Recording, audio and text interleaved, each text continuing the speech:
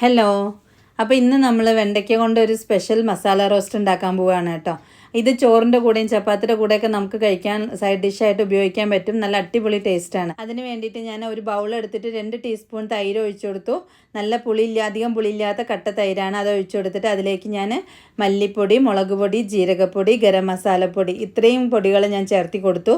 ചേർത്തിയിട്ട് അതിലേക്ക് വേണ്ട ഉപ്പും കൂടി ചേർത്ത് മിക്സ് ചെയ്തിട്ട് നീളത്തിൽ അരിഞ്ഞിട്ടുള്ള വെണ്ടയ്ക്ക, സാമ്പാറിനൊക്കെ കഷ്ണത്തിന് അരിയുന്ന പോലെ അരിഞ്ഞിട്ടുള്ള വെണ്ടയ്ക്ക ചേർത്ത് നന്നായിട്ടൊന്ന് മിക്സ് ചെയ്ത് കൊടുത്തു. ഞാൻ കൈ കൊണ്ട് തന്നെയാണ് മിക്സ് ചെയ്യുന്നത്.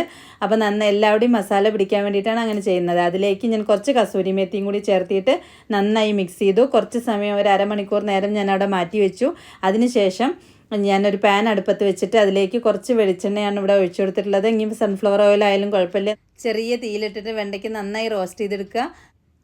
അപ്പോൾ ടേസ്റ്റി ആയിട്ടുള്ള ഭിണ്ടി മസാല റെഡി. അപ്പോൾ ചാനൽ ഒന്ന് സബ്സ്ക്രൈബ് ചെയ്ത് സപ്പോർട്ട് ചെയ്യണേ.